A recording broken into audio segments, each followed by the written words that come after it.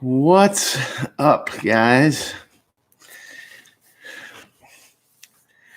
Not running as late as usual, but a little bit. I'm out of breath because I just ran up and down the stairs about 20 times. Not to mention, with the plate carrier on, got something we're going to bring you here. That's why I got the plate carrier on. But we are getting for a few people to get in here. Can you guys hear me okay? See me okay? All those good things? I'm just a little worried that things will go wrong after the last few episodes here, Let me know if it's too loud, because I got experimenting with the mic too now. This is all like growing pains, you know what I mean? The first time I ran one, I had things way up and somebody said they could hear every breath, and I don't breathe so well as it is. So, yeah, the Bubba strikes again. Yeah, that picture that I put on the thumbnail for the stream tonight, if any of you guys saw it, that was a Century built M70 M70 AS, what is it? Jesus. AB2. And I got that one. I won an auction on Gunbroker, and nobody was bidding on it, and I'll tell you why. It was painted up to look like the Texas flag, including the magazine. The magazine had the star on it and everything, but the Texas colors were just done in camouflage, like this. Except for the star and some other stuff were white, but they had wrapped the clothesline or the stock, the underfolder, in what looked like clothesline, and then wrapped it in some kind of like masking tape. Looked like it had been on there for a while, and I could see some rust coming from underneath it. And it was just a complete Bubba job, right? And I got it, and immediately, literally within 5 minutes of getting it home, I had it disassembled and in some paint stripper, and took all the finish off, unwound the clothesline and tape, and what was underneath looked pretty good. There wasn't much rust. It was just kind of where the rope had got wet at the ends. It came right off because it was Parkerized, of course. And got it all cleaned up, oiled up, and looked great. It had some crappy poly handguard on it. I put an original on it and a grip, and did my paracord wrap on there, and it came out looking like it does in that picture there. It didn't run quite well, had some issues, and I messed with it, got it running good. And at that point, I had set my mind on I was going to get myself 5 or 6 of these M70s to outfit the family with, And at that point, I thought, why am I doing all these guns when there's so many other nicer things out there? So it went by one of the few ones that I've sold over the years, but I made a few hundred on it. So that was cool. And I saved a gun from Bubba. So that was the best thing of all. We got a few people in here. So let's see who's here. Joe, of course, he was in here before I even lit her up. But thanks, Joe, for stopping in. And thanks for the kind comment earlier on my on the Sam video. I appreciate that. And I'm not the one you need to thank. I need to thank you guys. You guys are the ones that make this possible. And hey, it goes both ways, right? You look forward to these streams, and it's good to talk to people, like-minded people that are in the same hobby. And maybe you're stuck at home, or maybe like Joe, you got parents to take care of or whatever, and it gives you a little break. So I get that, but it gives me a break too. So just know that everybody's got their cross to bear, whatever that may be, and just enjoy it, man. That's all. I appreciate it. Anyways, let's see. So Joe's in here. I'm in here. Brett, is in here. Good evening, Brett. Thanks for showing up. Mateo's here. Good to see you, Mateo. And no, I'm not LARPing around the house here with my carrier and my plates. I just had an idea for the show to show some of the other gear. I know we talked about it briefly in another stream, and wanted to show you a few things that I like and that kind of work well for me. Vladimir's in here. I'm new to the channel. Vladimir from Pittsburgh. Watched your video earlier today on VRED Takedown. Love how you're doing everything in detail. Thank you for your great content. Well, thanks for joining and welcome. We are not professionals at this live streaming. We've had our issues. Trust me, the other guys can attest to. And I repositioned the dish today, did all kinds of stuff. It seems to be running well. If I lose you again, we will switch over. So just watch for I'll do it as quick as I can after it ends and go from there. Yeah, the VR80, that has turned out to be just an awesome shotgun. I bought that and just because I saw it on the wall at a shop and it looks so damn cool. And I remember buying it going, what are you doing this for? You need another shotgun like you need a hole in your head. And I was kind of, I was like, I don't want to go through this like I did with the Vepr. It was hard to get it to run light shells, just mine in particular. Other guys have it easier, but lo and behold, that thing has run them perfectly without an ounce of work. It would have ran fine if I didn't even break it in, I think, but it's really a nice gun. And then lo and behold, a typical Turkish shotgun that, 10 years from now might not be worth a dime. All of a sudden, all the 3-gunners are into it and using it. So it's driven the price up on them. It's made them kind of rare, hard to get. So it was a lucky pick, I have a blast with it. I got a real short video of my son shooting it, just running like a 12-round mag through it, and he just stops and he's just laughing. I said, what's so funny? He goes, this thing's just so much fun. And he's right. Anytime you can put a semi-automatic 12 gauge in your hand that'll rip off 19 rounds in about 8 seconds, it's just so much fun. If you don't smile from that, you're dead inside. You better go find something to revive you. I don't know. They're just cool and a lot of fun. So who else is in here? Dandy Dude 2010. Good evening, guys. Orient Fixer's here from behind enemy lines. He made it in once again. We give him a lot of credit for living down there in that state. What it's like, don't we? Kalashnilovs coffee. We got our coffee tonight.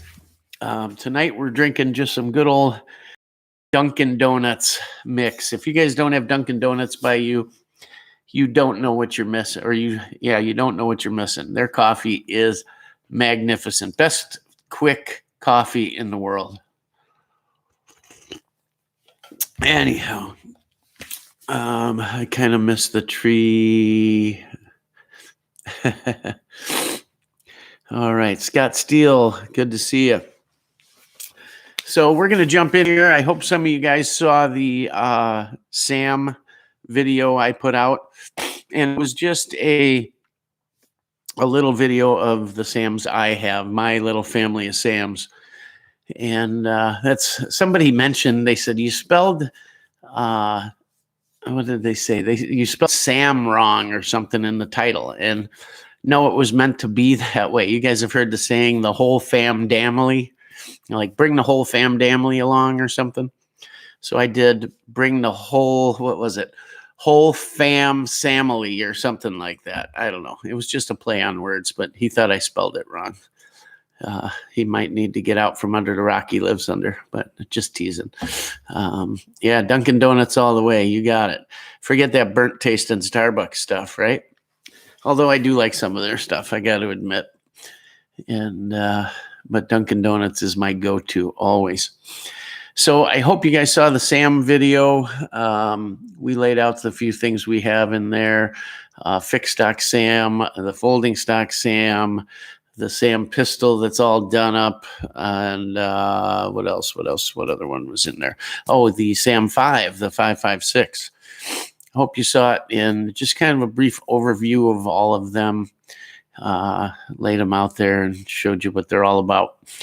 So that led to I was going to go to the range today. And my wife says, you better get going. You're late. Daylight's burning, right? So start getting ready, camera gear, all this crap. That's the problem. It takes so long. You get your camera gear ready. You make sure the batteries are charged up. You get all your gear together. Make sure you got ammo and mags for everything. Make sure you got, I probably would have forgotten ear protection today because I wasn't even thinking of it. And you get everything into the garage, and then you load it up and you're ready to go. And you head out and you do the reverse of everything. You set up the camera work, the targets, the this, the that. You film, you burn through the ammo, you get everything closed back up and drag it all home. And it's a 8-hour project, right? Not to mention a few $100 lately in ammo. And coffee and smoking are my two vices. Dude, that's all I got left too. No women to chase, no other fun things to do. That's what happens when you get old, coffee and cigarettes. That's all you got left. And they'll both end up killing you, right? But hey, something's got to take you out. But I get everything loaded, camera gear ready to go, everything. And I realize that my main car that I drive all the time is in the shop. It's at the dealer.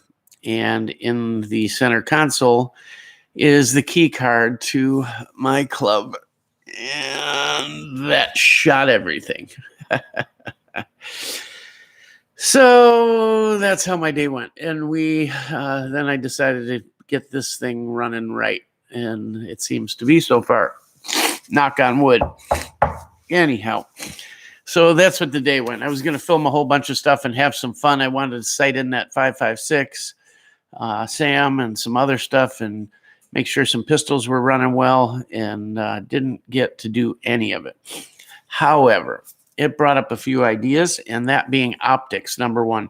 I'm going to go through my top optic choices that I have for my AKs and frankly for ARs too, but some of them are my go-to on everything. They're that good. So let me start here by showing you what I use for CQB situations on my AKs. And that is this. Now, this is an RS Regulate mount. For those of you, the few of you that aren't familiar with these, they're two-piece. If you can see here, let's see. This top portion here bolts to the bottom with these two screws. So you buy a base portion, and then you buy the top piece, this piece here, and depending on what optic. So this one is for an ACOG, believe it, or actually this one's for a micro red dot, and it fits perfect. The ones for the prism scopes will be the same mount for what the heck is it called? The ACOG. So they make all different top mounts depending what optic you're going to run, and then the base mount for what gun you're going to put it on and what bias you want. So as you can see, this is the front of the gun here, but it's what they call a forward bias. So the rail section is toward the front. Then they make a full pick rail, which will be the whole thing has a long 6-inch pick rail. And then they make a rear bias, like I showed you guys on the video for the SAM pistol. It's rear biased because of the sight, the dust cover. So you pick which one you want for the bottom, and then you pick what optic you're going to run. The bottom pieces run about 125 or so, 150. Top pieces like 75, something like that. They're about 2 1/4 total. They weigh nothing. Without this on here, it's like 2 ounces. It's nothing. They slide in the side rail, and then they lock in. Once it's slid on the side rail, they lock in with this little lever here. You just close it, and it clicks. There's a ball bearing detent, and it clicks shut.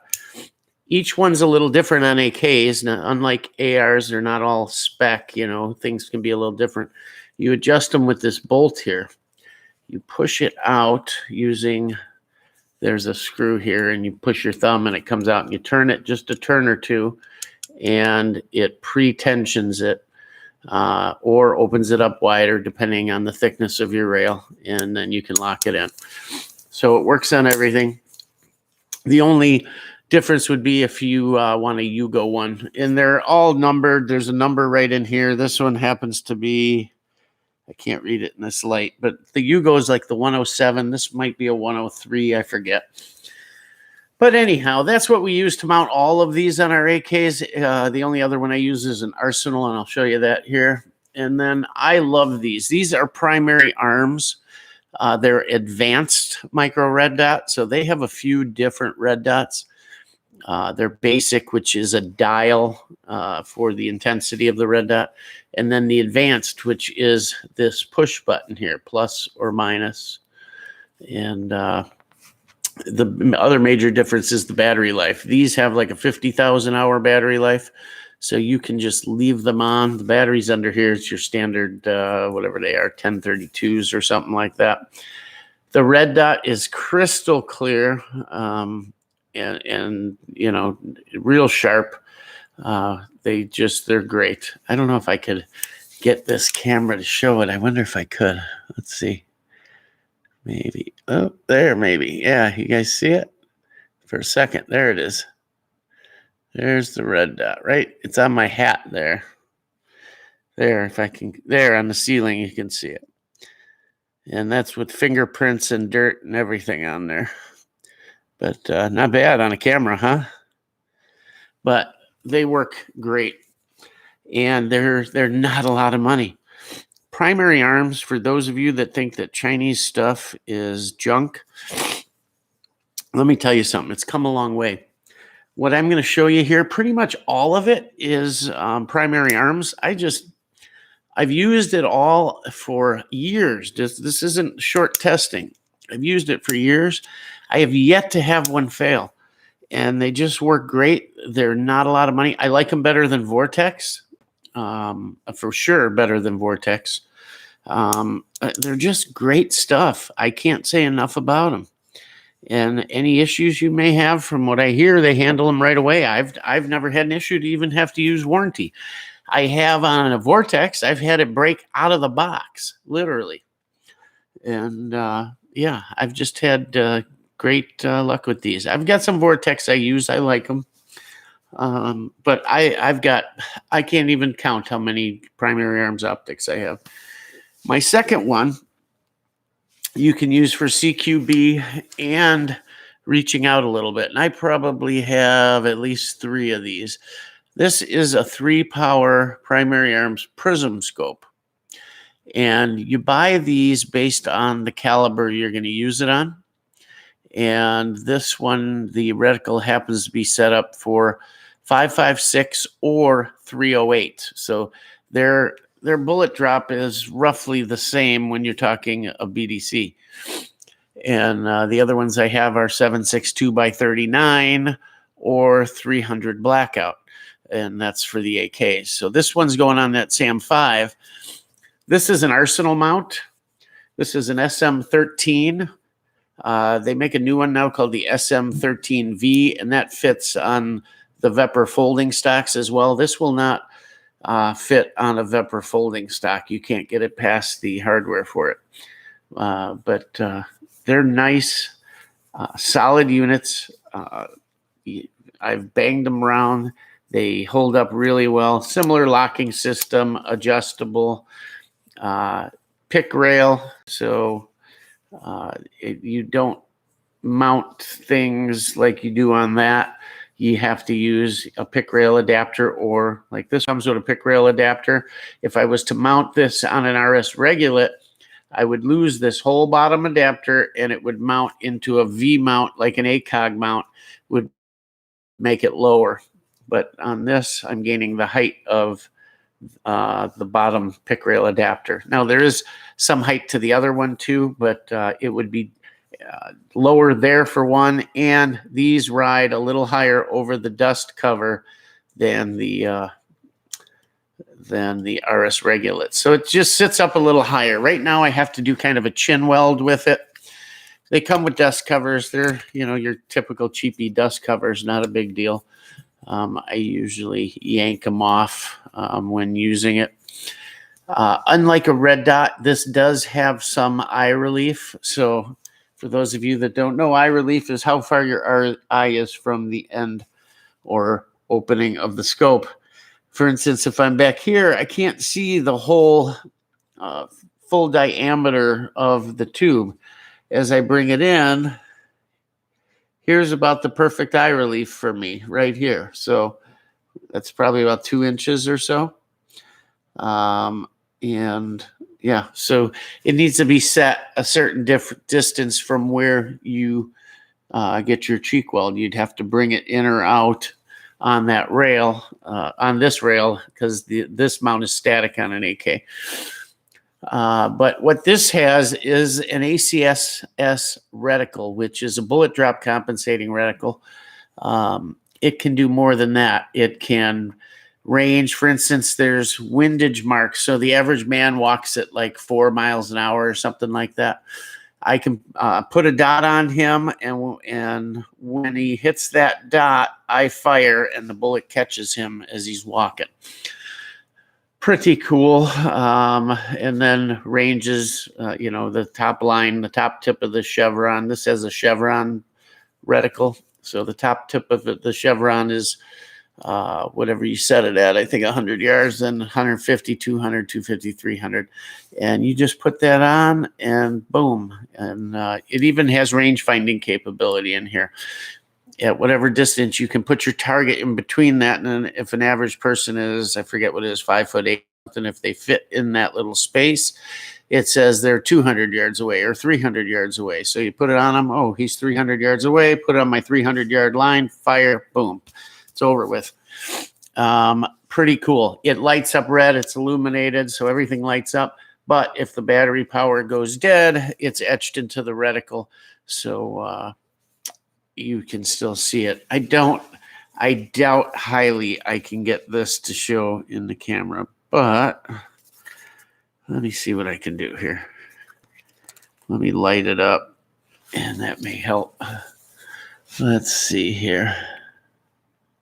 So there's the reticle on that. It's a little too, let me turn the brightness down, and you might be able to see more detail because it's kind of blurring right in there. Let's see. Let me get out of the way. So anyways, the dot you see to the left and right of the center is that one if the target's walking sideways. The center is the BDC, the tip of it being 100 yards, and then so on down the line. The round circle around the outside is CQB. Put your target inside that circle and fire away. It's going to hit them, period. It's just useful multitask optic that allows you to do many things well.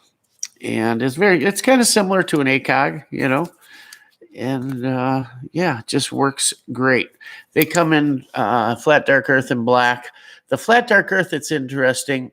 They have an extra spacer they come with if you need to put it higher, like for an AR or something. I actually use the spacer on my other one with a cheek riser on the stock because it just worked out that way. That's where they matched up. I couldn't take it out and go without the cheek riser. It was too low, so that's just how it worked out on my NPAP. But this, I need a little bit of a cheek riser still to be perfect where I can be real comfortable with it on that SAM5. But super cool optic, and again, inexpensive, relatively. Now, for those further distances, and again, this can be used for CQB too. It's just not as fast, but I love this. I have this on my 3-gun AR. I have this on my Krebs rifle, which is my go-to-war rifle.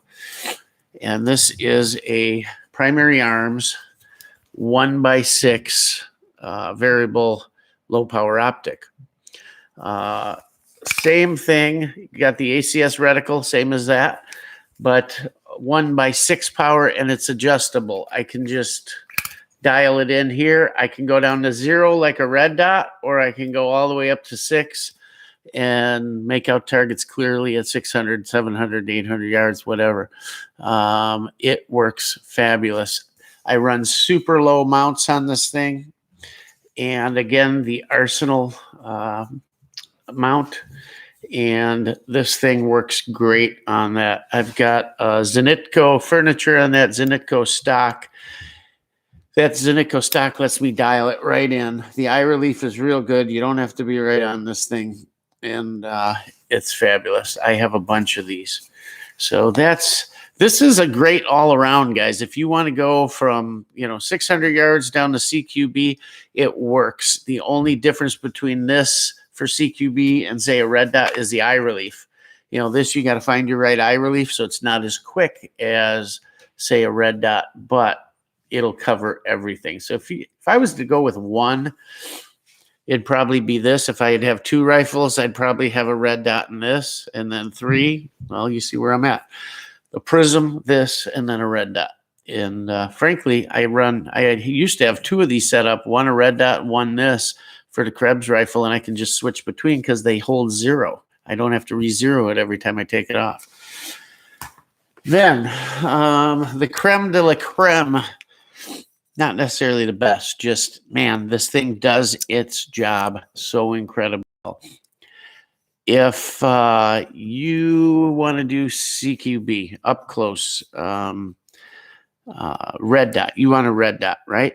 Forget red dots. Forget where to go. Forget this. Toss these things. Chuck them. Junk compared to this. This is the schnizzle, right? This is it. This is a Holosun what is it? H310? Let's see. H510C. This is the be all end all for close up red dots. And it's it looks like a reflex sight, like off a pistol, right? But it's a big one. I use it on shotguns, ARs, AKs, my Scorpion pistols, you name it, I use it. It's the most versatile, best, fastest sight. There's nothing in the world faster than this for picking up a target because that damn window is so big. And it out, and it's fabulous. You can change the reticle too. So I'm going to show you here. Here's the reticle with both of them on. Let's see if I can get it for you. Let's see. It gets bigger as you go out. So there's the reticle, okay? The circle with the dot in it. Well, you can run just the dot or just the circle or both.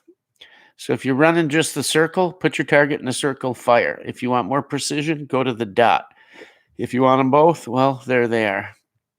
And same thing like a red dot, lighter, brighter, whatever you want to do.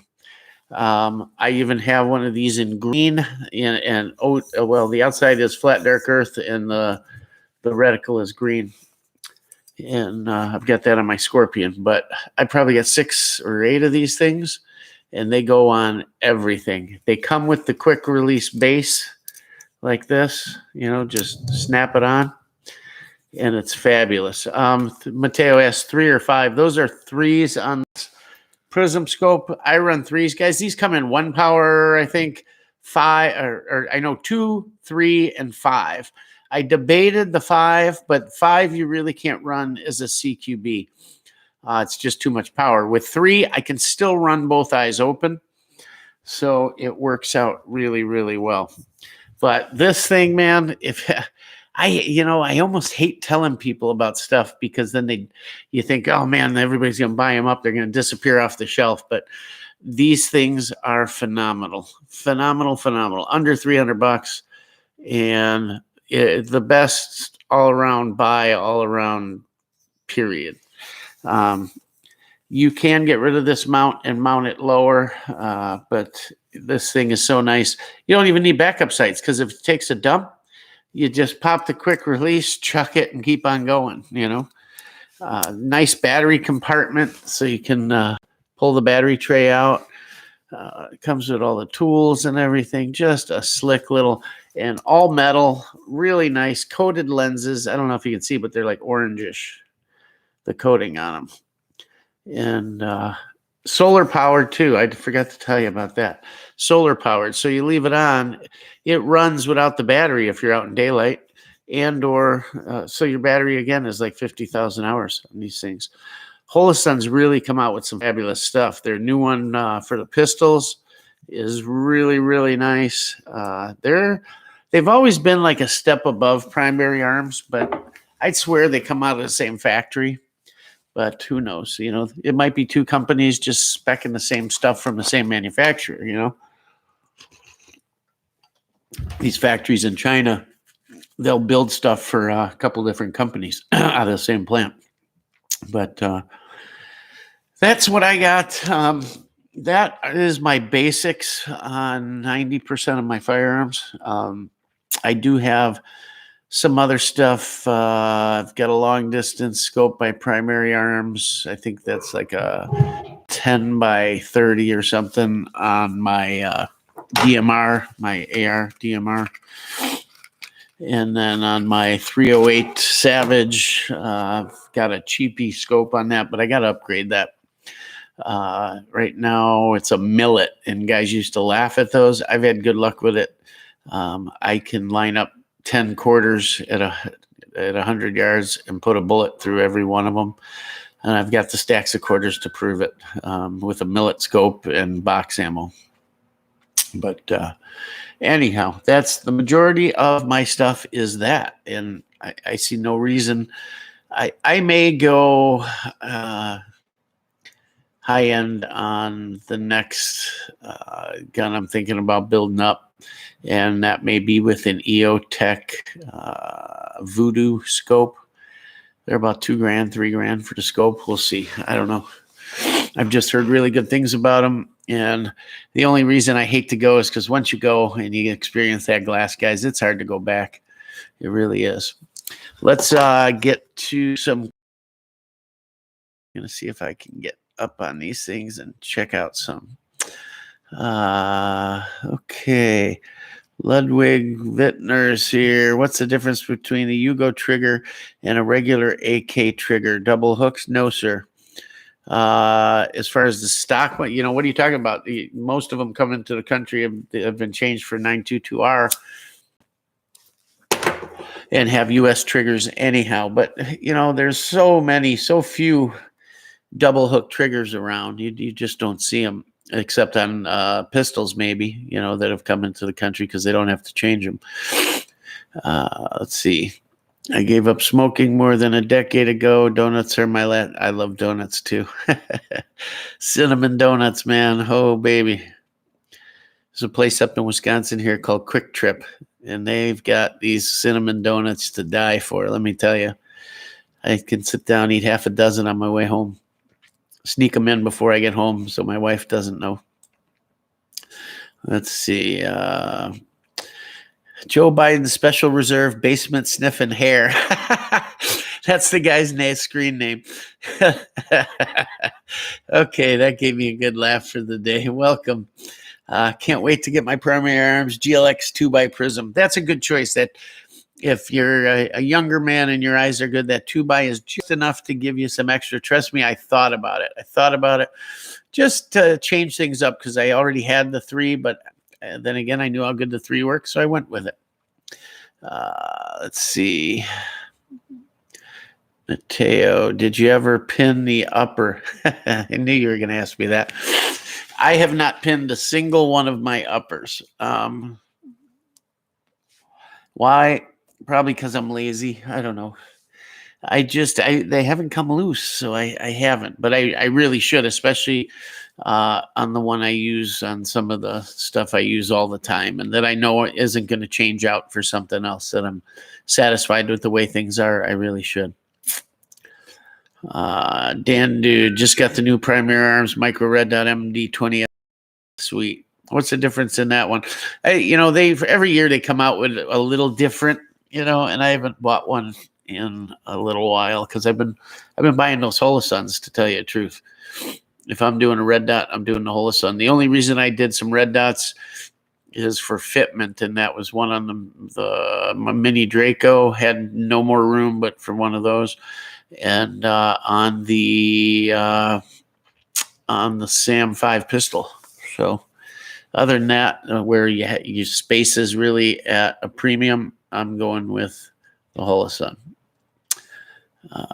The other thing I got, I've got some EOTechs. One I run on my Vepr shotgun, but it's really kind of bulky up on that rail. I think the best thing to go to on that again is that Holosun 510C. Great stuff. Joe Morgan, never had a side rail, was just an 8KM style, no mount, but those are very cool.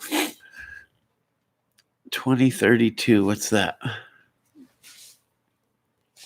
The battery? I'm down to 38 waist, also 6'1", 230. That's about me exactly. I'm not quite 6'1", no, I'm 6 foot. My wife says I lie, that I'm 5'11". Well, maybe I shrunk. I don't know. But I was 6 foot all my life. I'm about 230 and 38 waist. Between 38 and a 40, but try to keep it at 38. Holosuns are good too. Yep, I agree. Never ponied up the money for an RS mount. I use the Arsenal SM13s, and they are nice. Not 100% flat and level with all my AKs due to difference in side mounts. Yep.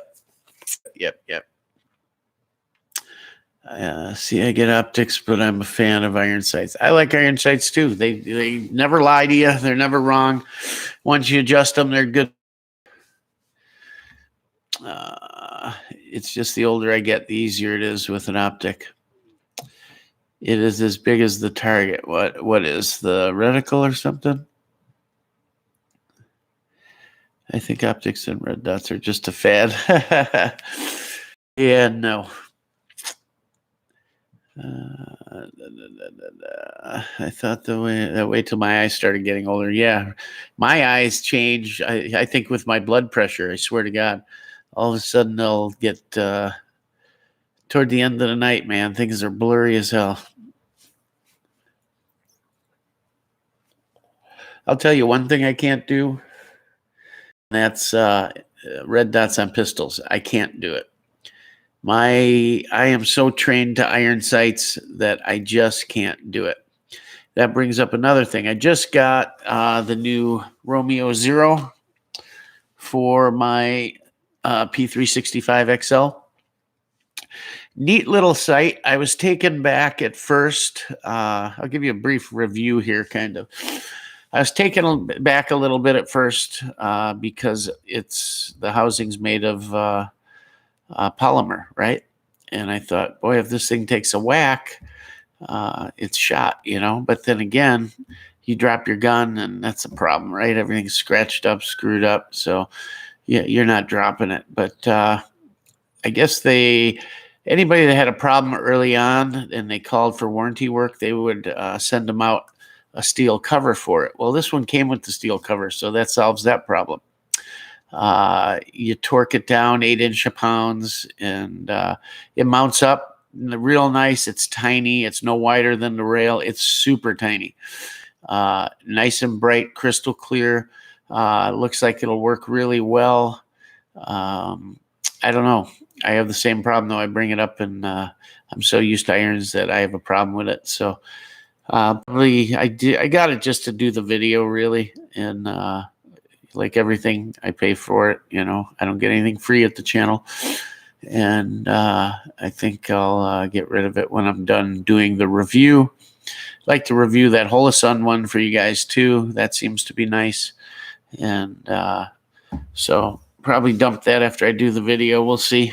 Maybe I'll end up liking it, but we'll see. If it works with all my holsters, everything. And I thought, man, putting a red dot on a concealed carry pistol, no way. But it's so tiny, I don't even notice it's there. It's really, really cool. So we'll see. Word is they hold up pretty well. I don't know. So you'll see something on that coming out. Let's see. Cyclops is quicker to use, but has more range limitations. There's always pros and cons. I haven't tried the Cyclops. To me, that's just a big giant red dot. I mean, bigger field of view, but I don't see the point to something that big. I think that Holosun 510, I think outdoes it. I don't know. I've been eyeballing that Cyclops too. Anti-stigmatism almost makes it necessary. Yeah, is the Cyclops what, Prism or what? I think it is, isn't it? Just one power, right? I've been converted to dots on my pistols. I'm not used to it. I can't risk that time of finding that dot, so I don't know.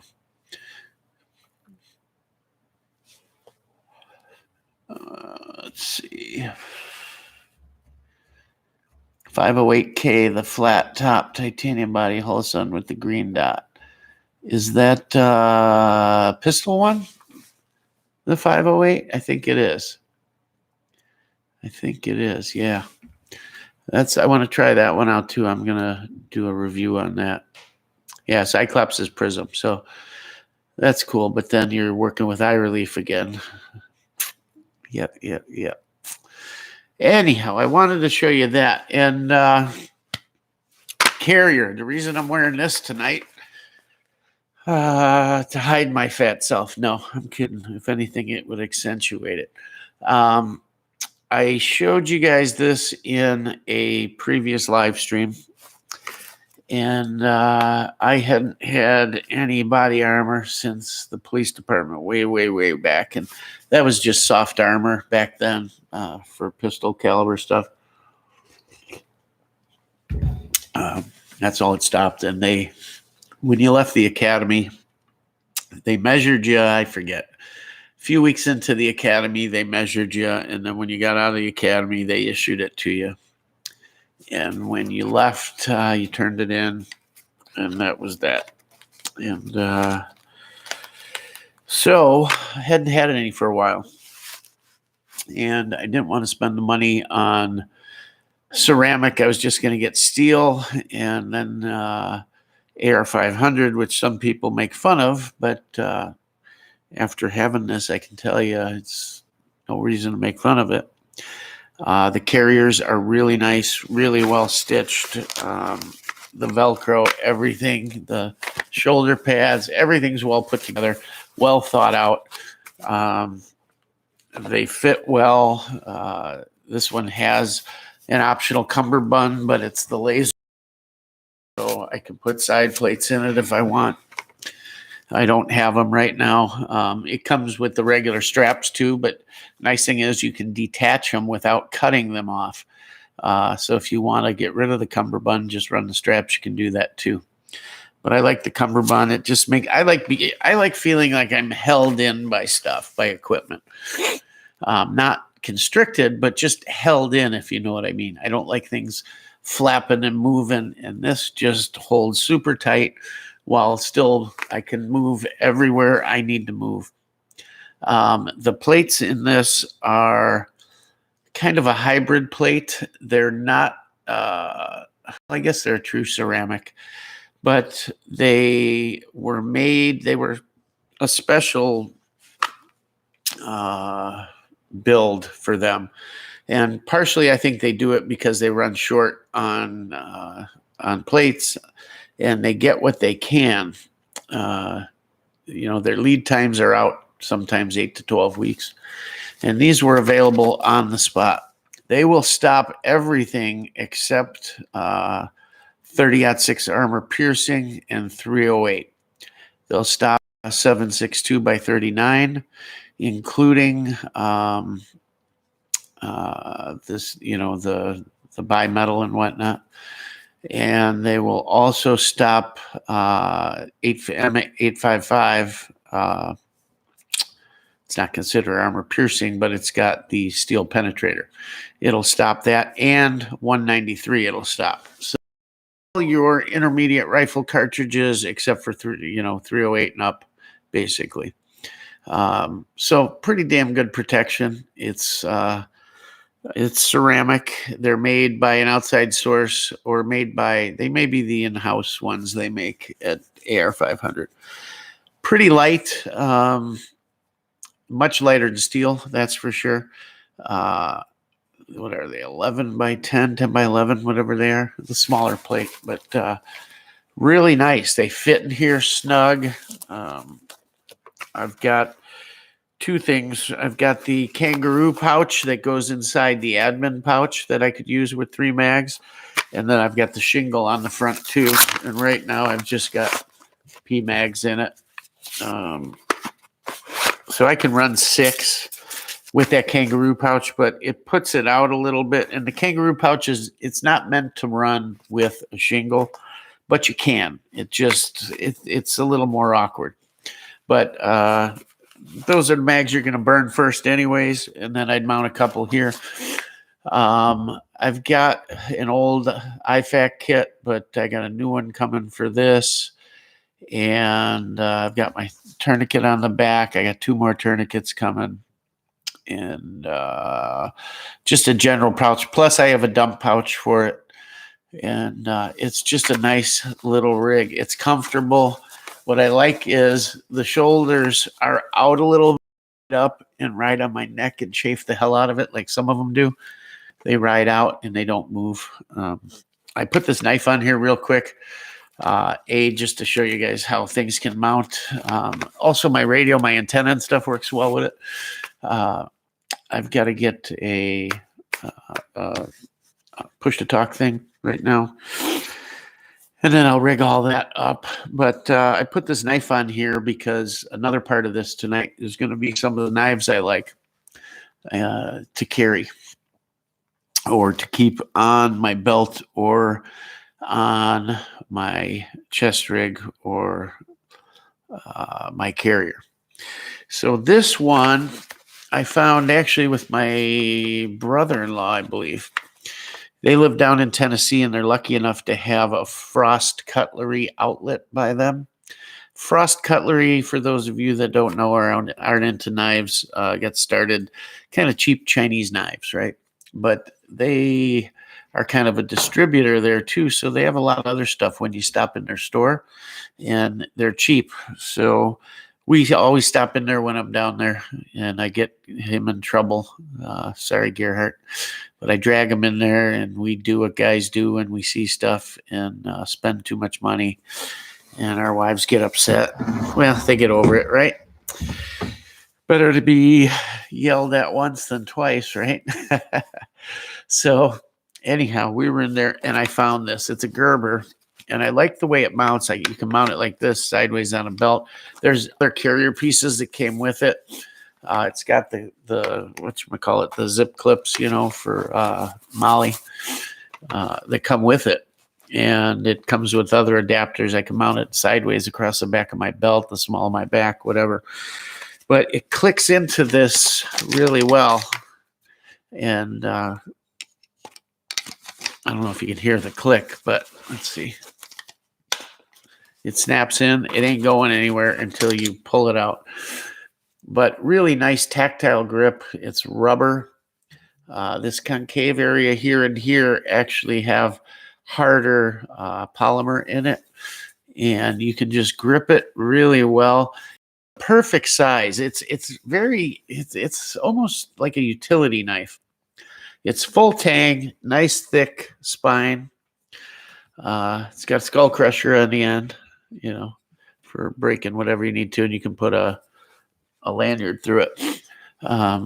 But man, these diamonds that they have molded in here just give you a great grip on the thing. It's made in the USA, Portland, Oregon. Let me see if I can. Don't laugh, guys. I'm putting on my wife's red glasses here so I can see something. Let's see. Doesn't say what steel it is, but oh wait, yeah, it does. Maybe. Nope, doesn't say. But let me show you a close-up of this so you can see what I'm talking about. You see the diamonds in there? And then this is hard polymer in here. I like the bevel. And a lot of place for your thumb up here so you can really work this thing. You can still get in here with your finger without cutting it open. Just a nice knife. Really like it a lot. And I like the size. That's what I like about it, and just how well it grips. So this has kind of been the one I've been playing with for the last however long. I'm going to take this plate carrier off now. I'll show you how easy it is. Just flip up your shingle, pull your cummerbund, and you're free. If I can get over my hat here. The back plate's pretty light, guys, as you can see here. And they're curved, all of that good stuff. They got the anti-spall coating, all of that good stuff. And just a nice unit. All for under $500, I think. So hard to beat it with ceramic. Anyhow, we'll get to some more knives here in a second. Let's see what the chat has to say. Yeah, it's Spall. Boy, you guys are going to town on the comments here. I got to check in quicker here.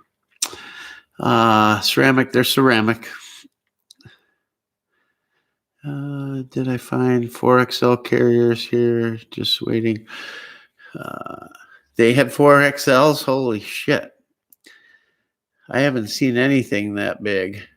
I was looking actually even for an extra large in carriers. That's just the whatever size they do. I haven't even seen sizes really. I was hoping they did, but Mateo, nothing wrong with Air 500. Those that make fun of them are plate snobs. Yeah, like who gives? Just they got to work once. That's all they got to work. You're getting another one after that, right? And they're going to work. Concern is spalling. No, let me tell you something. If you've ever been shot at or shot, the last thing you're worried about is a little spalling. And yeah, I get it. A bigger chunk could maybe hit you in the jugular or something. But you know what? I'm going to tell you that, first of all, you got the carrier that can stop a lot of that. Just the nylon, a lot of it will be stopped by that, different stuff. But I haven't seen a plate yet that isn't sprayed with some type of bed liner like substance, and they charge extra for the double spray and then this. Guys, it's like a car dealer. They're selling you the anti-rust proofing and the this and the that. Just get the plates. Make sure you got a plate. That's what you need, a plate. Bottom line. That'll keep you from catching one to the boiler room. You'll thank me later. I swear half this crap's made up by the manufacturers to make more money, It does happen, I get it, but...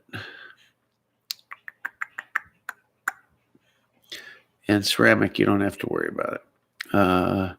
Cummerbund's a lot nicer than just the buckle. It is. It's more comfortable.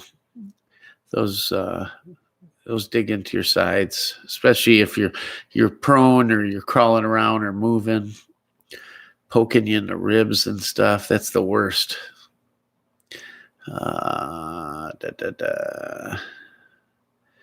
Spalling is not an issue, as AR 500 has proven in several videos. The carrier and coating does a lot. It's true. It does.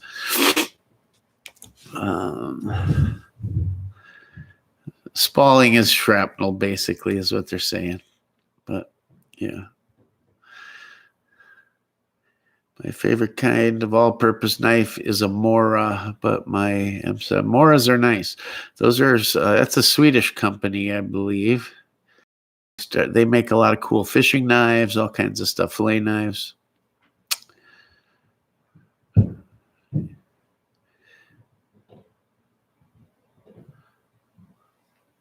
It is Spall, by the way, spalling. I don't know who's arguing the point here. I can't tell. But it's Spall, spalling, S-P-A-L-L.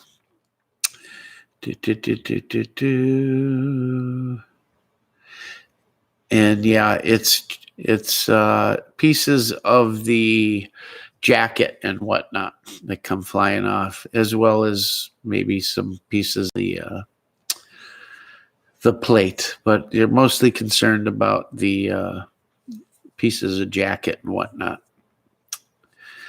I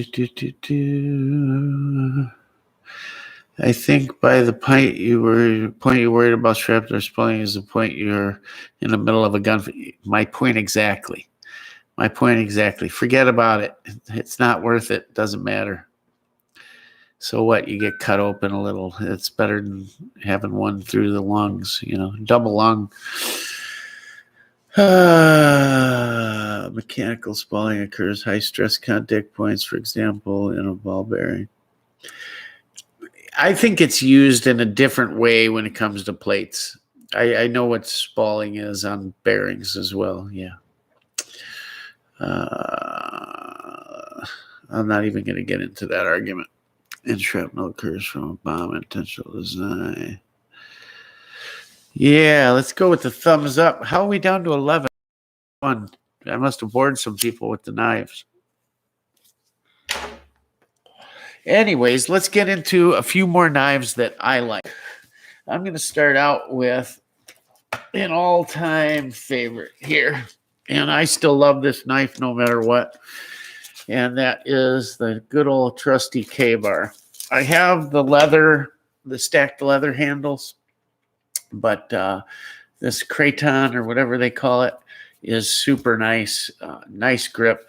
A little bit bigger than that Gerber serrations here. You can get this with or without the serrations. I think this knife is just perfect. And K-bar is K-bar. You got nothing to worry about here. This is factory sharpened, and it could be a hair sharper, but it'll cut paper like nobody's business. The other cool thing is this one. K-bar makes its little brother, right? And it's the exact same knife. Exact same. Just a hair shorter. So let's see if we put them together here. There you go. So both are very nice. You can see the difference in blade, but great knives.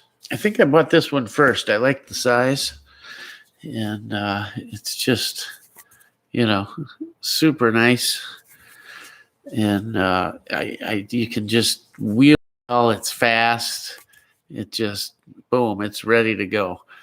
And have stayed sharp over the years. They come with your standard leather sheath, and the leather sheath is nice cowhide. It stays thick.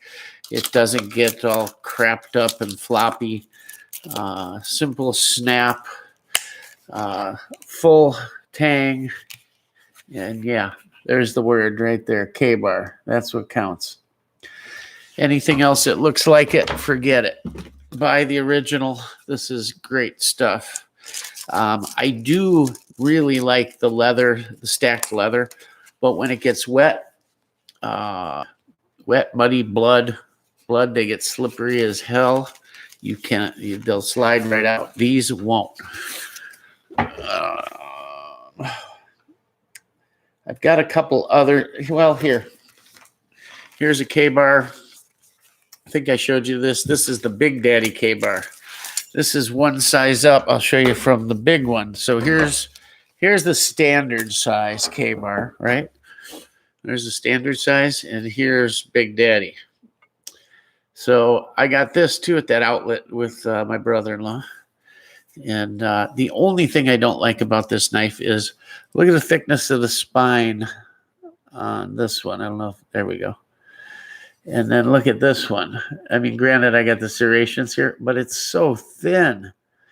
I mean, the thickness is like up here the whole way. And I get it. It'd be really heavy if it wasn't. But look at the base thickness here for such a long knife. It's a little thinner than this one, but yet so long. And that I don't care for. There's not a lot of bend in it. But I wish it felt thicker. I don't know. I'd go with the weight. You can tell how slick this is compared to this Kraton just holding it. It's a classic look. It's a great look. But yeah, K-Bar. Can't beat K-Bar, guys. I love them. I love them. And if you come from the Marines or anything, they have their Marine editions and all that good stuff. Here, this was a gift. This is kind of a joke. But I guess, I don't know. It's not a great knife. This is a Bear Grylls survival knife. It's made by Gerber. I do like how thick the spine is. If you can't tell, I like thick spines. I like being able to hammer with them and whatnot. I've heard good and bad reports on it. I don't beat on my knives, but it has a hammer end for pounding. And I've just heard that they don't do well. And I may have heard that this is not a full spine knife or something. I don't know. The handle feels well. It grips real well. I like the blade and all. I do like that there's a fire starter in here. And there's an area here on the spine for striking it. So, you can do it. Works great. I just lit the carpet on fire. But, oops, my wife's watching. I better be quiet. But, yeah, it works well. And I like that fire starter. You can also undo it here. And there's a sharpening stone built in. There's some bullshit safety, how to signal for help kind of crap. Typical TV stuff, But not a bad knife, if you're going camping or something like that. Don't want to wreck your good ones. This is one, if you wreck it, you don't care. So you know what? I'm going to actually try this damn thing out and bang it around on a few trips and see how it works out for me. We'll see. Now, let me show you something interesting here. This is a cheapie Smith & Wesson, and it's a boot knife, right? Put it in your boot, and it reminded me of a knife my father had for years and years and carried all the time. My dad wore cowboy boots a lot of his life, and always had one of these in it, except it wasn't a Smith & Wesson. It was a very collectible knife now, a Gerber. And these came out in the Vietnam days, okay? And this is an original. Has the boot clip and all. And there it is. This is a, what do they call it? A Mark something. But that's the original right there. There's the original Mark. Back when Gerber was Gerber, before they sold out, when these were very elite knives, very, very expensive. And you'll see it's truly a dagger, which is illegal in a lot of states. But I don't know what these go for today, this aluminum handle. But I know they're not cheap. And I'm going to show you another one that's kind of the matching set. That's even crazier, rare, and expensive than this one. But yeah, this knife's never been sharpened. It's all original sheath. I even have the boxes for them. But these were my dad's. Really, really nice setup. And here's the Vietnam knife, the Gerber, the matching one. This is the Mark whatever, Mark 4, Mark 5. These, if you look online, you'll fall over when you see the price. I've got the box for it. This is the original sheath.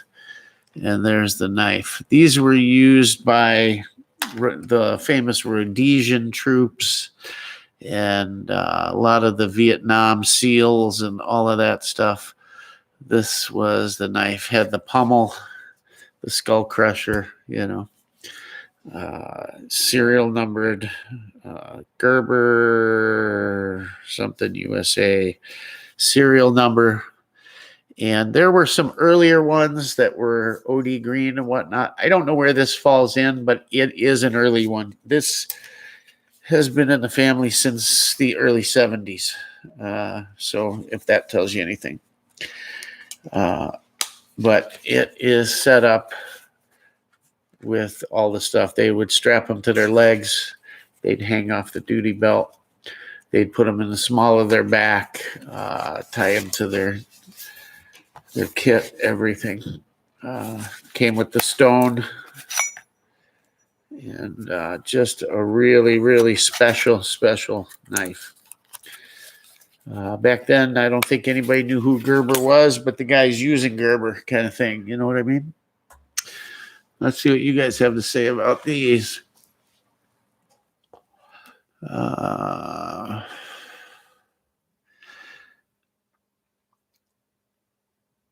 That bar is nice. Yeah, they're cool.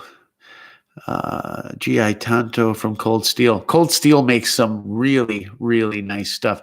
And I like Tanto blades. I have a couple. Very, very nice. I still have the K-bar I was issued. Somewhere, find that stuff. I came across all my police gear. I cannot get the belt on. In the largest setting, I can't even come close to getting my gun belt on. Nowhere close, even without the belt under it. I don't know how I fit in that stuff. I really don't. Is that the Gerber? They sold it. Which one? My good one you're talking about is a joke, or are you talking about the one with the triangles on it? Ontario Knife made a lot of them, yeah, for the government. Those are nice too. Ontario, somewhere like actually Bayonets, I think. What's up, Guerrero? What's going on, man? Picked up a similar type in Japan. Really good knife. Managed to lose it last time I moved. Let's see. Sup, Joe Mateo. Watching Queen of the South. What's that all about? The Bear Grylls one. Yeah. Okay. Yeah, you know what? I bet it holds up. It's just kind of cheesy. Bear Grylls. Captain do everything at hyper speed, right? Oh, I love those old leather duty belts. I used to have one I used for shooting. Yeah, mine was all, what's the famous company? I can't even remember. With my belt keepers and my handcuff case and my ring and my keychain ring and all that crap. I got it all together. And I bet my son couldn't fit it. I think I was 165 pounds back then. Yep. Yeah, mine's M7 bayonet. I keep. Well, speaking of bayonets, I brought one out. Here's a Yugo bayonet. I don't know where I got this, but I got a few of them. This one I actually tried to sharpen just because I wanted to see if you could. This way, I believe. And there's your wire cutters. Right? See? Bulgarian ones to go with all these Sams, right? They look cool. I got to get a few. Bakelite one too. I love Bakelite. I got a real nice Bakelite Chinese one for the bake side folder and all. And it's just another collection, right, guys? One thing leads to another. It's sad, but it's true. We've been on for about an hour. Give me a 30-second break. You guys can keep talking and tell your friends we're here. Get them over here. Give me 30 seconds, guys. I will be right back.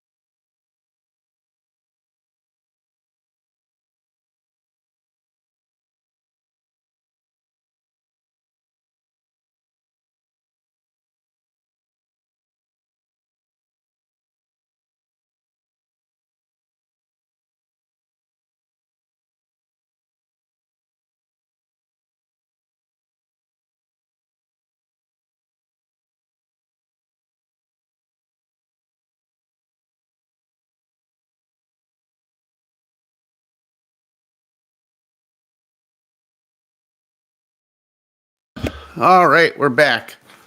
And we didn't lose any. Let's see. Galco was some of it, yeah. But it's still not the name I'm looking for. All my stuff came from a place in Chicago.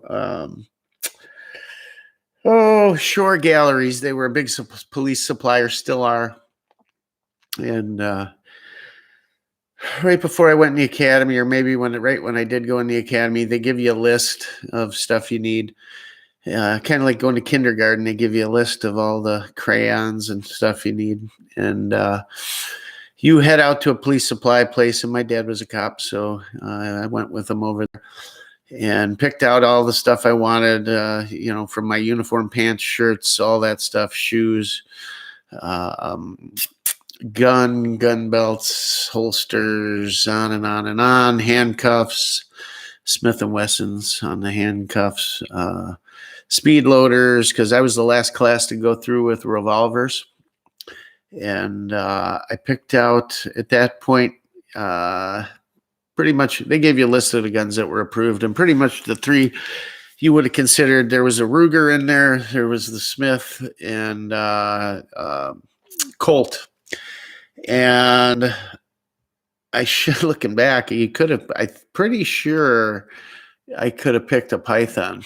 And they were a little more money then, but not a ton more. And looking back, imagine had I taken the Python. But a 686 Smith is what I carried, and still have it.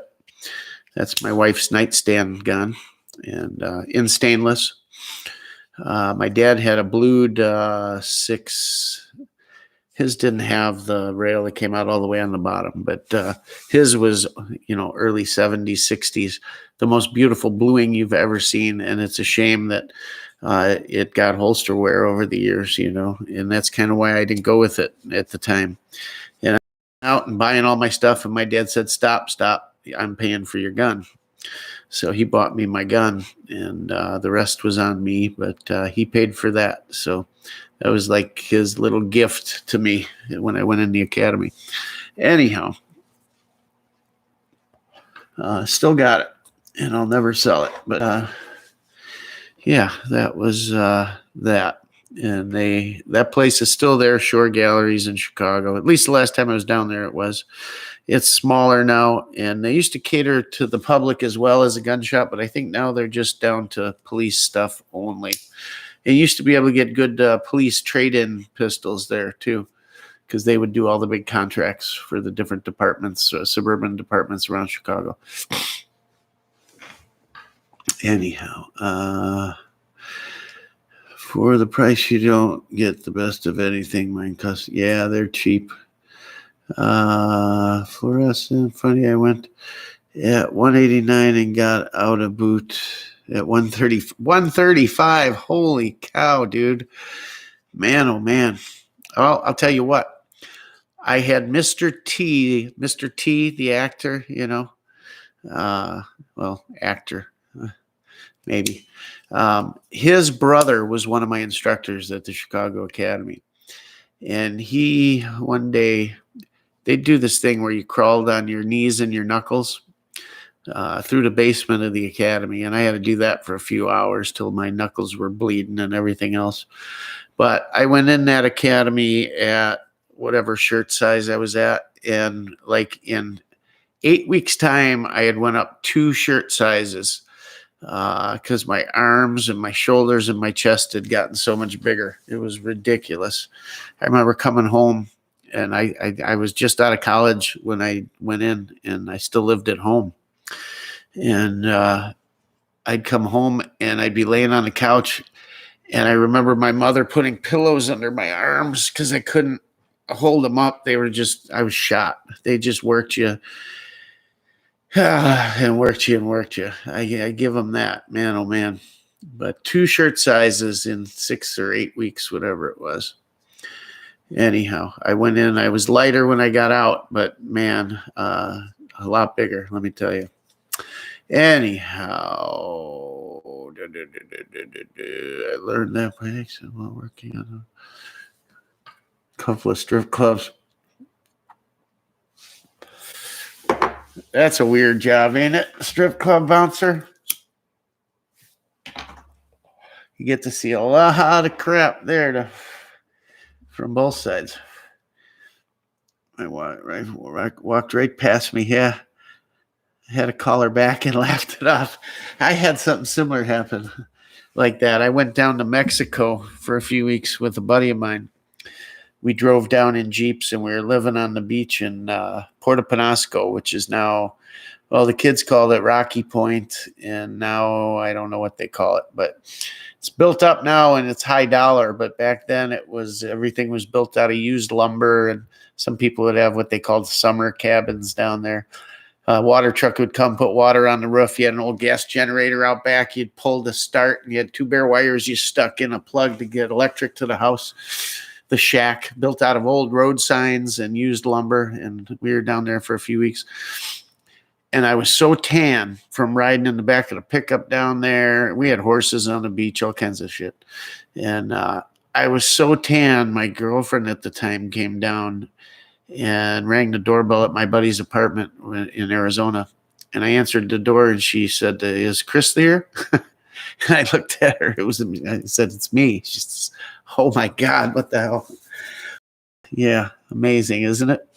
When something changes that much and they can't tell who the hell you are.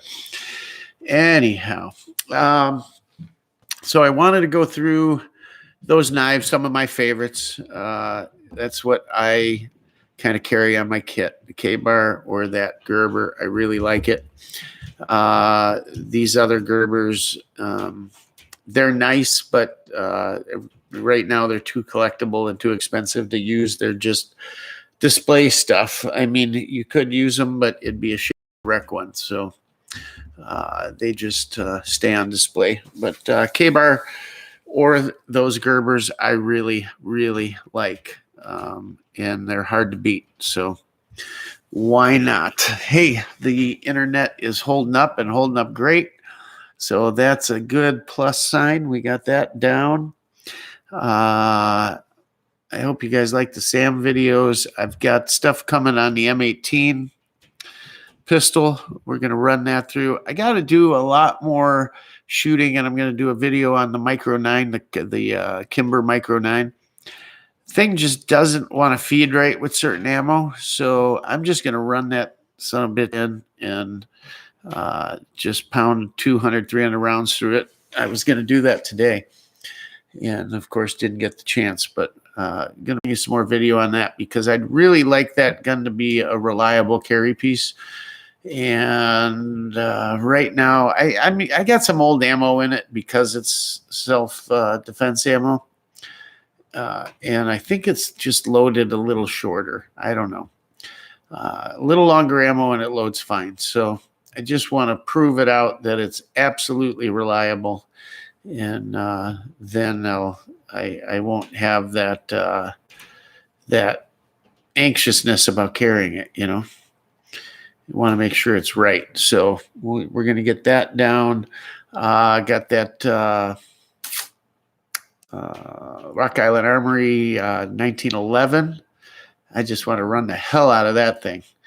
And I'm sure it'll run just fine, but we're going to get that. So a lot of pistols I want to do. Just really pound some rounds through them, you know. And we're going to bring you all of that.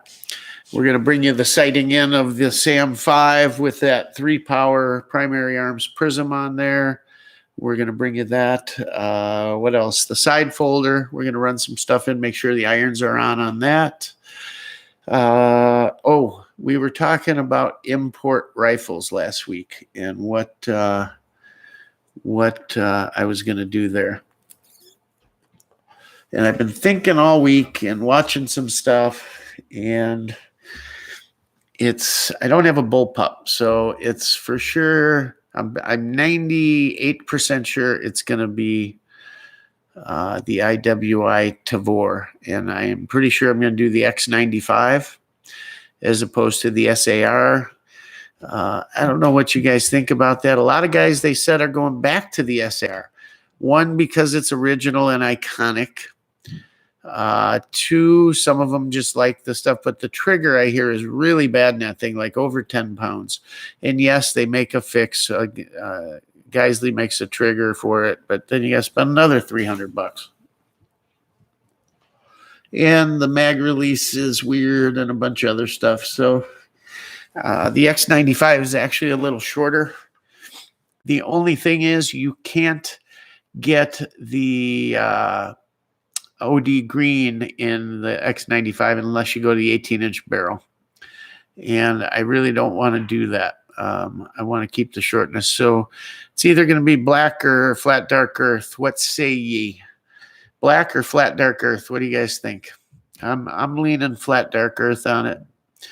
I don't know that I'd rule out an SAR, but I think it's going to be X95. And I'd like to get a Meprolite red dot on it, like the Israelis use. I think that would be really cool. But the more I look at it, Tavor is cool. I also thought about an AUG, but I don't know a lot about those. An AUG might be cool, or both. But I think if I had to choose one or the other, that Tavor is probably the better rifle. From what I hear, they just run and run and run and run. So I'm going to get that in 5.56.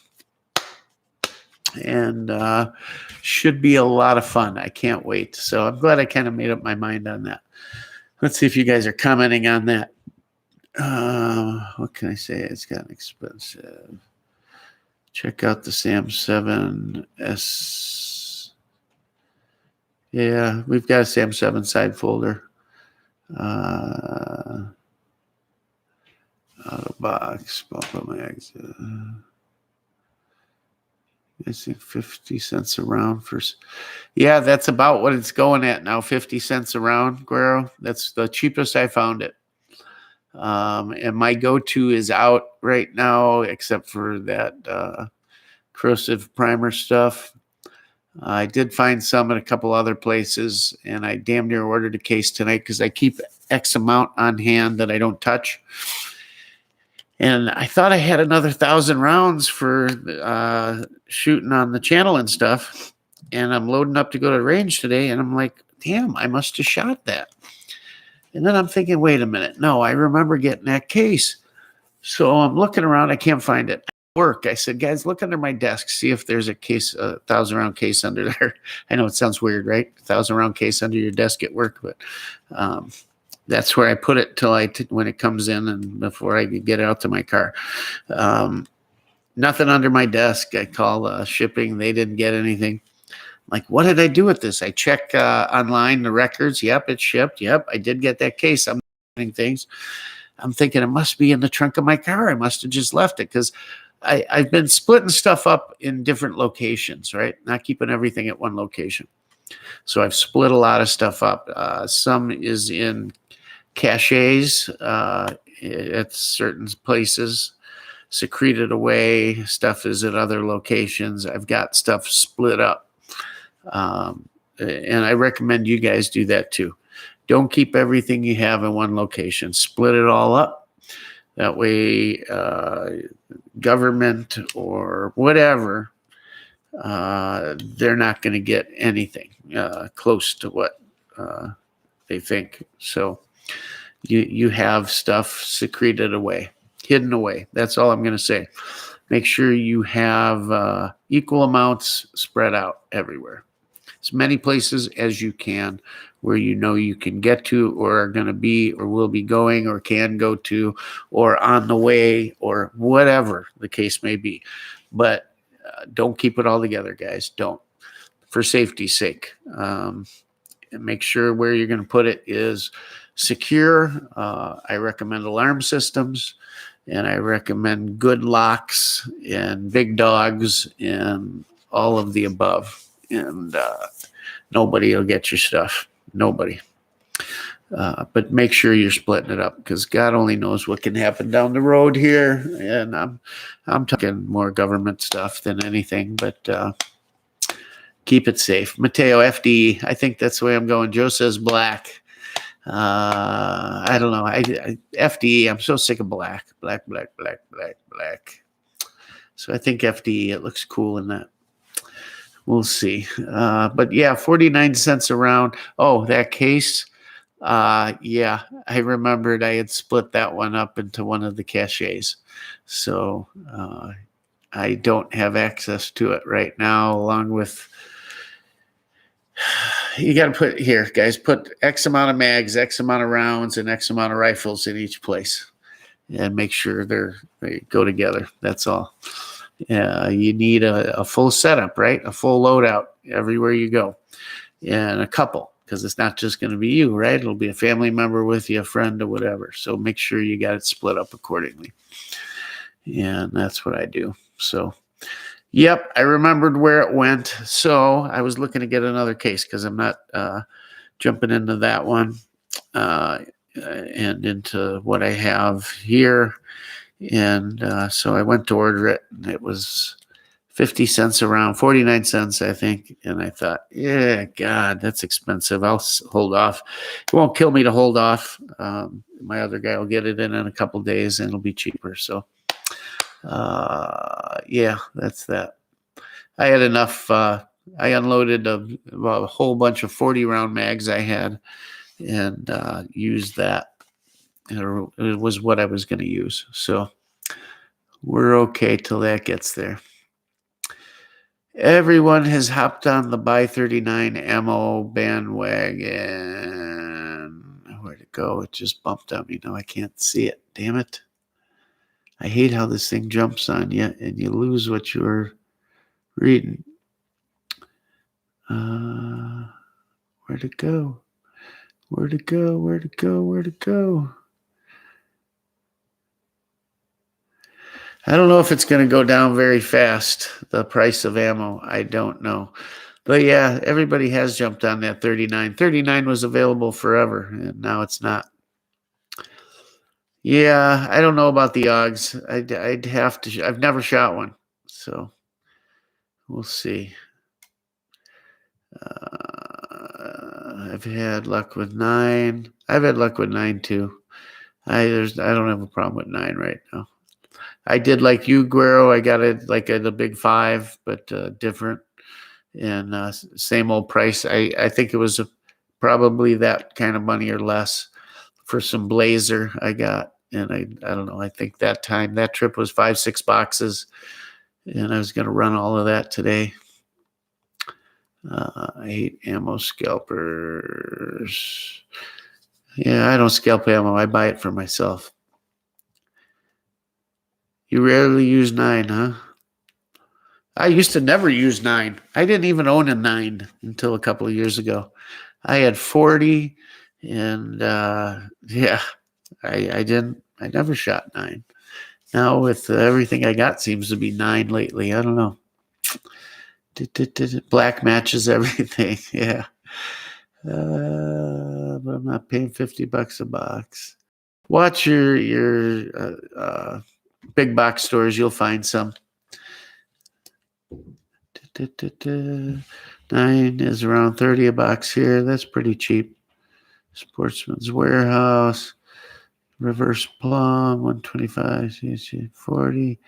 I wish I had never sold my 40s. I sold them, and that was that. What a dumbass.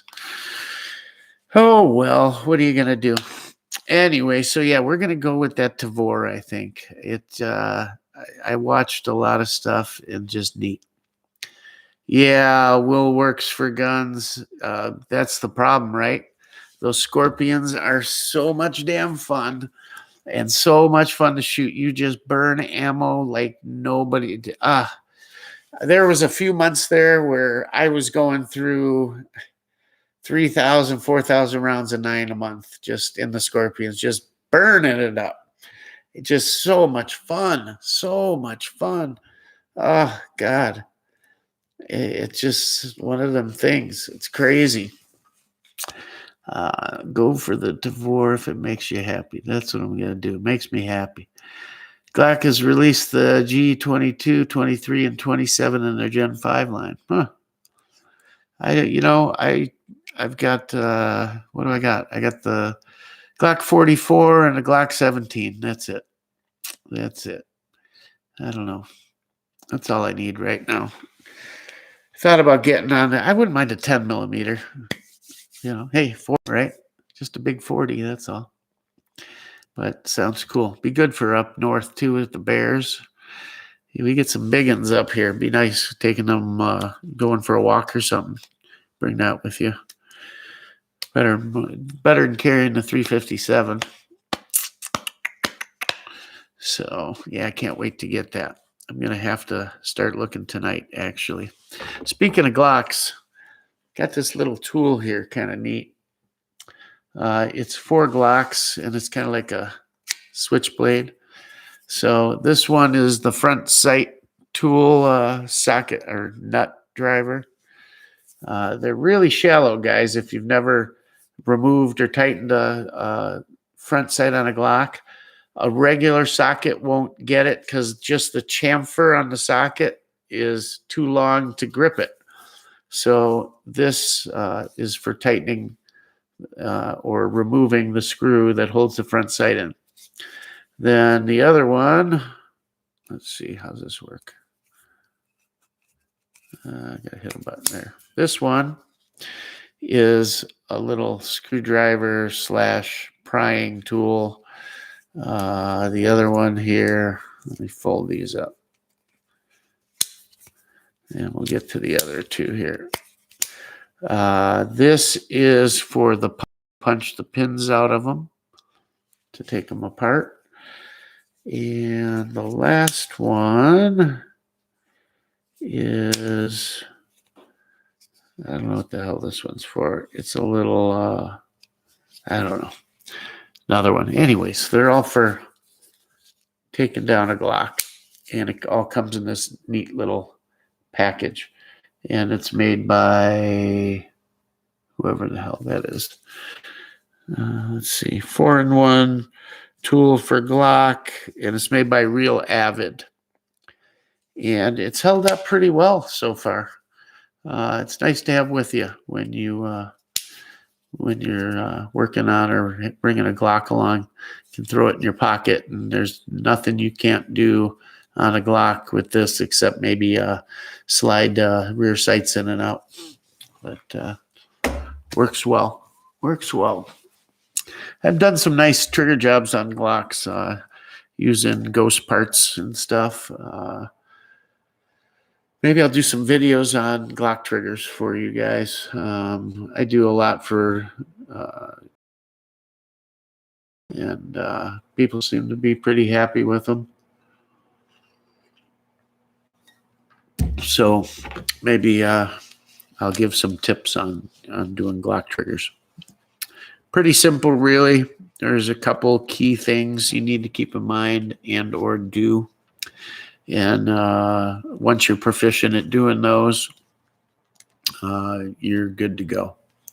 The rest is replacing parts, really, springs and connectors and whatnot. But there is some polishing and grinding and changing, making things so the reset is shorter and a few other things. So I can do a video on that if that interests you guys and show you how to do that. Because it's nice to have the reset on those just nice and short. And get rid of some of that take up too. I can show you guys how to do that. And go from there. To show you some stuff on scorpion triggers too. Sometimes I shy away from showing people stuff on the triggers because the liability reasons, but I don't know. We'll see. Gotta have short resets, man. I'll bring it along. It's one of my SLR 107s. It's my 107 fixed stock, 107R. And probably the greatest trigger I've ever done on an AK. And it's based on I'm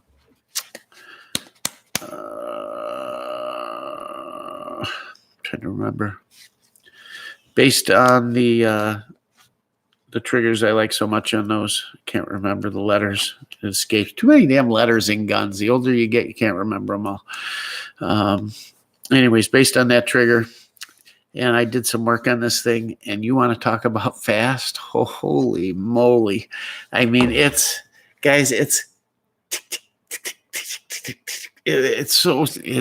unbelievable. Unbelievable. For the average guy, you'd probably say, forget about this. It's insane, but it's, man, you know what? I'll do a video on it. I'll do some bump firing and stuff with it. It's crazy. You don't even have to bump fire. It's so fast. But it'll be cool. And again, simple stuff to shorten things up. And once you get the hang of it and the knowledge, you can apply it to just about anything. And just be careful. That's all I'm going to tell you. Be careful. You don't want to screw it up. But yeah, that'll be fun. I've tried to stay away from politics and the gun laws and all that good stuff. And, it's funny that a lot of other channels have said, well, it's slowing down. Let's not talk about it. And this and that. Like, they were expecting it to come out so fast with Biden, and they all backed off of it. And I find it strange that they backed off so quick. But it's going to hit, guys. It's going to hit, no doubt. It's not going to be, it might not be executive order, but it's coming. And I find it just strange that everybody's kind of backed off and even come out and said that they're backing off on it. I just find that weird. I don't know. Maybe that's why he still has the National Guard around the Capitol, right? He's waiting to announce it, figuring he'll need the protection. I don't know, but we'll see. We'll see what happens on that front. So watch for those videos this week. Hopefully you guys are getting out and doing a little shooting. The weather's warming up. Today would have been a beautiful day to go do it. And got screwed on that one. Let's see what's going on in the comments, and maybe we'll have a couple more things to talk about, and then we'll wrap it up. Unless you guys got some questions or something. SKS sight adjusting tools for my SKS. Same thing as a AK adjusting tool, girl. Same thing. Just get an AK tool. Numeric. Yeah, it's the same tool. No different. It'll work on either one. The reset on my Glock is about as good as it is on my Steyr.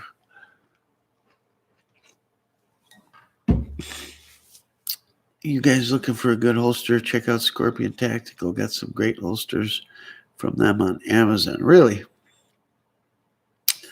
I appreciate the gun stuck instead of politics for a bit, but PC sent out like 5 letters to fill out today. Yeah. No, we definitely got to stay on top of it. It just, you know what? You need a little break here and there. It gets depressing, and it feels like you're up against a brick wall and everybody's against you. And you almost start to get paranoid about it, or I don't know, whatever. Yeah, just sick of feeling that way, I need a holster for my Grand Power K22 X Trim. I always suggest checking out your local holster guys. You may be surprised at quality and ability of custom jobs. Yeah, I didn't Mateo, didn't you and 2AEDU have a local holster guy up there doing some nice stuff? I want to find a Kydex holster for my Ruger 5.7. That's what I need a holster for. I want to conceal carry that one day. When you're with the guys, pull that son of a bitch, that big whole thing out. It's like, holy cow. That thing's cool. I can't wait till I can get some more ammo for that at decent prices and go have fun. I only got a couple boxes, so I'm not shooting it.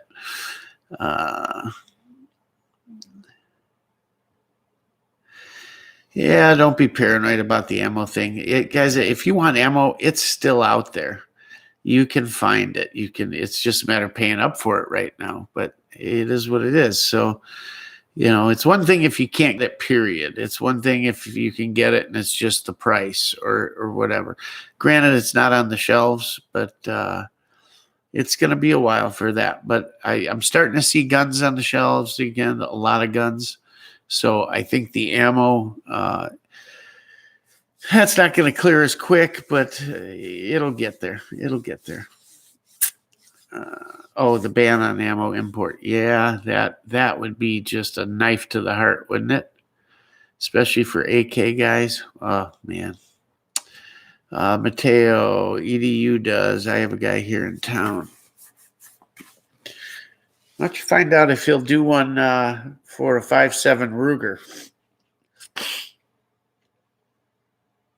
The ones I've found have been kind of universal fit ones, although Ruger has some on their website. I may have to go to that and get one from there. They give you a discount coupon when you get the gun, so maybe it wouldn't be too bad. I'll have to check them out.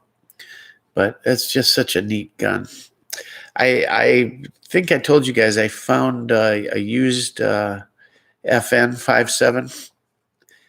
Two of them actually, and I actually holding them, messing with them. I made the right decision to go with the Ruger. That FN is junk. Let's not say junk. Just horrible. The features are horrible, and the placement of the controls are horrible.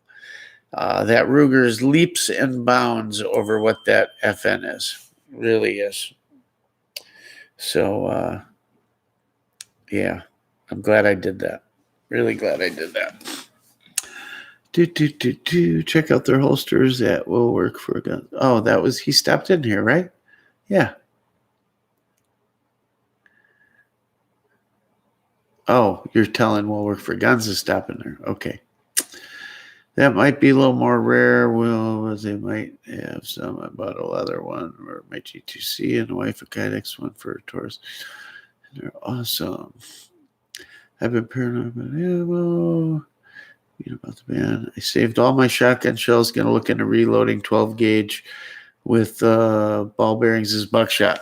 I told you get that 600 Junior Mech and never look back. You'll load everything you need to with that. Man, you guys in the G2Cs, 2A EDU really did a number on that thing. That thing sold some guns. They should give him an award, but they are nice. They are nice. I'm tempted, but I need another concealed carry gun. Like I need a hole in my head. I got enough.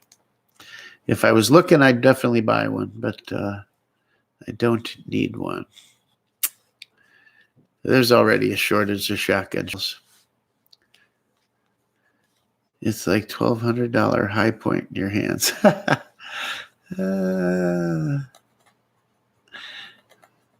Where's the so-called get up and go ingenuity? Yeah, I'd like a 5.7 at some point. It's, I'll tell you about the 5.7. It's kind of a range toy. Yeah, it's fast. Yeah, this, yeah, that. It's nothing you want to carry self-defense or tactical or anything like that. I don't know. When you look at the ballistics of the thing and what it can do and what it can't do, it's kind of, a 22 mag is very comparable, put it that way. My Scorpion Tactical G2C holster is awesome. Joe had it for 2 years. That works on construction. Cool. Another thing I was going to comment on, I hope I brought it down. Give me 1 second. I brought this up a couple weeks ago. Gun belts, guys. A lot of you guys forget about your everyday gun belt. You're wearing whatever leather this or canvas that or whatever you like to wear with your jeans every day. I'm just trying to read some of these comments. And I ran into a holster company too. I showed my wife and their beautiful leather holsters, and I thought, man, that'd be nice. And she took an interest. I thought, oh, maybe she tucks things away in the back of her brain for like birthday presents and stuff, so she remembers. And I was hoping she'd remember that one. Can't remember the name of the company though. Hold on, let me grab this belt.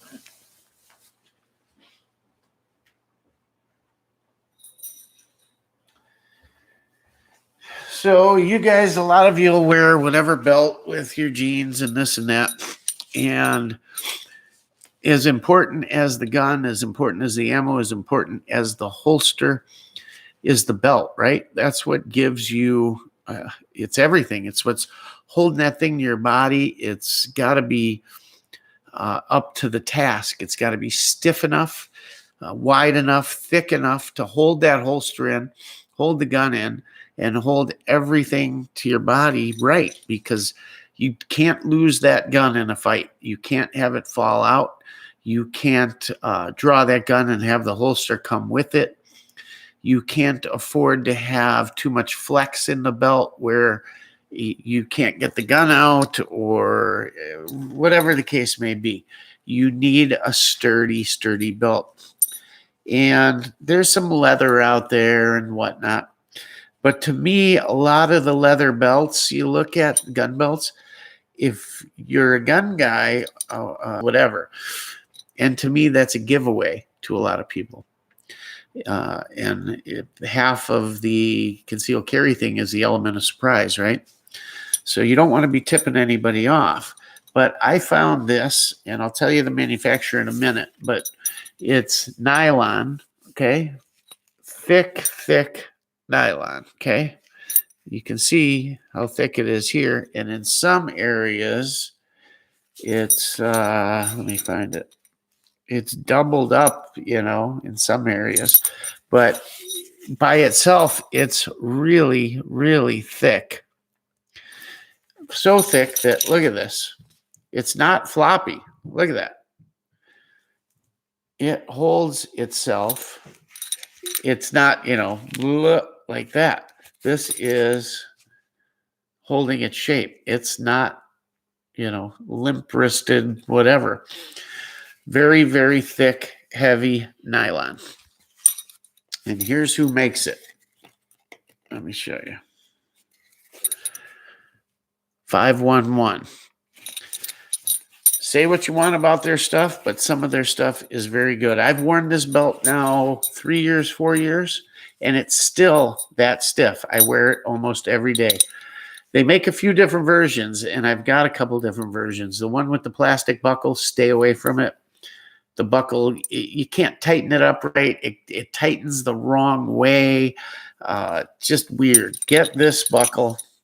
This is all metal, steel, alloy. I don't know what it is, but it just says 511tactical.com. But it's real easy to put on. It's got Velcro here. So when you put it through, you come back through like so. You pull it tight, and then it Velcros to itself, right? Like so. So that's how it carries. And the Velcro does not wear out. You can tighten real easy. You hold the belt and just pull, and I can tighten it around my waist as much as I want till it's comfortable. And that's a nice thing. There's no, holes. So you're not in between holes. You can adjust it perfectly. And then it Velcros down real nice. And it's thick enough to when that holster goes over it, it's hooking, or however, if you got two hooks, whatever, everything's wide open here. So the only thing that could block anything is like a belt loop. But man, what a nice belt. What a nice belt. And like I said, look at this thing. It holds its shape. I've worn this 4 years, guys. Find me a leather belt that'd hold its shape that well after 4 years. It doesn't flop. And this is not like a competition belt. This is an everyday belt. It's got a couple little, pulls in it. But other than that, it's held up extremely well for 4 years to wear. And this is one of those extended test items where I can tell you I've used this. I've bought it. Nobody gave it to me. I bought it with my own money. I got this while I was down in Florida at a place I go to all the time down there.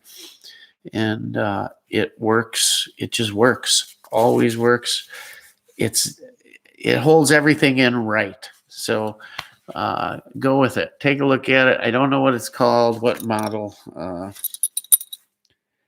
I don't know. It says Tactical Series. That's all it says.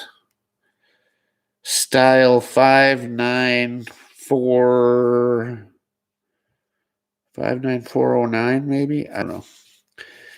But you'll be able to see. They don't have that many different belts. But that buckle, the nylon, they make one. I forget if they're called Cobra clips or whatever.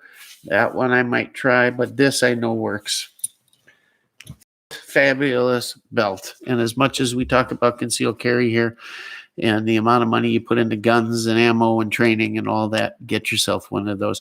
And it goes with everything. They make it in OD green, they make it in black, they make it in the gray. The one with the plastic buckle, the reason I bought it was reversible black and OD, but buckle just doesn't cut it. It doesn't, it's too hard to adjust. I don't know. Yeah, pain in the ass. I have the black. It's sweet. You have one? Yeah, they're great belts, aren't they? Need to order another Bigfoot in black. My big thing is wearing it every minute of the day, and that's why I wear gym shorts with a drawstring. I don't look arm, but am. The gym short thing, man, that's... I get it, and I've done it. My pocket carry the little 380 Smith for stuff like that. But, yeah, when I'm home, the gun's on me, always. You guys got to get used to wearing it all the time. I told you last week, if you're in the kitchen and it's in the bedroom, what good is it? They kick in the door, you need it now, right now, not later, not in 10 seconds. You need it now. So get used to keeping it with you at all times, or stage guns in every room of the house, however you want to do it. And that's a problem when you got little kids around, right? You can't do that. So get used to carrying it. The more you carry it, the more comfortable it is. The more you're used to it, the more you feel naked without it. And then you always carry it. Because the less and less you start to carry something, the more apt you are to not have it when you need it. So got a guy that carries all the time, brings one to work, right? But it sits in his desk drawer. What happens when you're in a different department? You know, you don't have it. What good is it? It's got to stay on your belt. I have a leather belt with a full steel liner. There is no droop to it. Yep. Yeah. Like I said, I went to that because, you know, you look at the Galcos and all, and anybody knows that stitch pattern, right? That figure 8 stitch pattern they do. And yeah, a lot of guys would know what that is too by the buckle, but it just gray man. It looks like something you'd wear with jeans. So wearing it every minute of the day. You're right, Joe. You hit it on the head. You hit it on the head, sir.